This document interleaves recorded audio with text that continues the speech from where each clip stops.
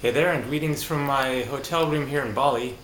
Pardon me if I'm looking somewhat shiny and a little spaced out. I just had a massage.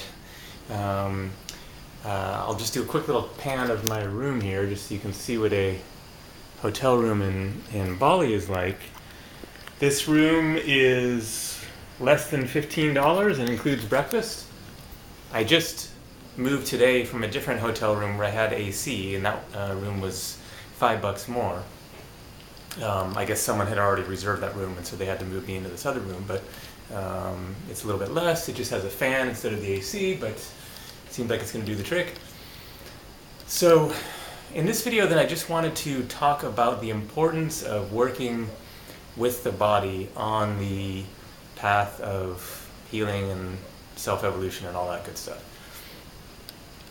So often the body gets neglected, or else it's outright, dismissed as being less spiritual than the spirit and the mind, and is oftentimes viewed as simply being a empty vessel, simply here for the purposes of the spirit to evolve itself, implying that the physical body in the physical realm isn't really fully, completely divine. It's just kind of a tool that's serving a purpose. And I think this is really a misunderstanding of how it all really works, which is that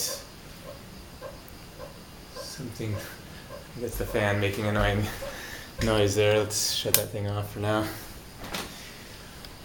And as I understand it then, the physical realm is absolutely 100% every bit as divine as is spirit. In fact, it is spirit. It is just a more dense version of consciousness and of spirit that appears to us to be this dense, hard stuff, but it's all just energy as well, just in a more condensed form. And the physical realm is a playground / school for learning and growth, and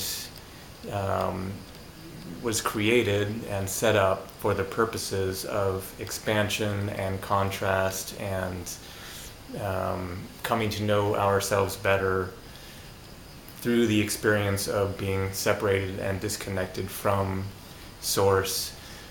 And the physical realm and the body are part of the oneness, and there can be no true wholeness and oneness without the physical realm ultimately being drawn back up into spirit, being undensified, returning to its original state of energy in order to be incorporated into and become a part of spirit, that which it came from originally.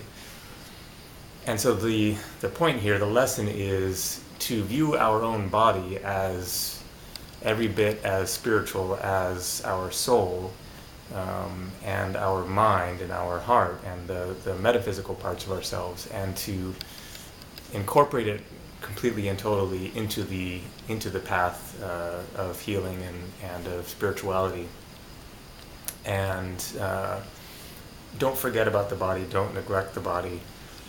Much of our consciousness is imbued in our physical form, and our body is a very important aspect of getting in touch with various parts of our consciousness. Our energy, our emotions, our chi, prana, Kundalini is embedded in our body. And so just to remember to incorporate the body into the path, and not just in your mind, not just thinking about it, but seeking out ways to actually work with the body,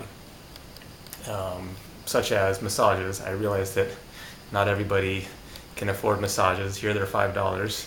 I couldn't afford them back in the West either, in the US, if they're $50, $60, $85 or whatever. But there are other tools and options available. Yoga classes are relatively cheap.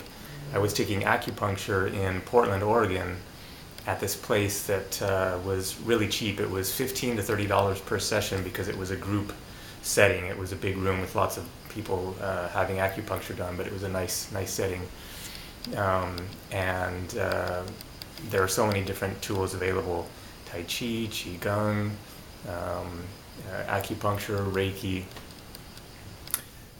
And there's things you can do: hiking, biking, etc. But in particular, finding things that are focused on that connecting point between body and spirit, and finding ways that get into your muscles and into your body in such a way that it accesses that chi or that prana and gets it flowing more.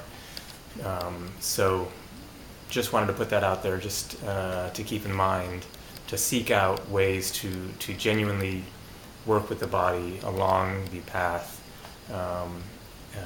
incorporated with the spiritual elements, to not get too stuck up in your head and in the realms of spirit and everything, and thinking about things and visualizing and all of this metaphysical stuff, but to remember to ground into the body. As long as we're here on earth in human form, then our body is essential, and we need to remember to be continually anchoring ourselves into our bodies and not be neglecting it. And obviously diet is an important one as well. I could certainly stand to work on that one, but there you go. I think I rambled enough there. Thanks for watching, and happy journeys. Take care.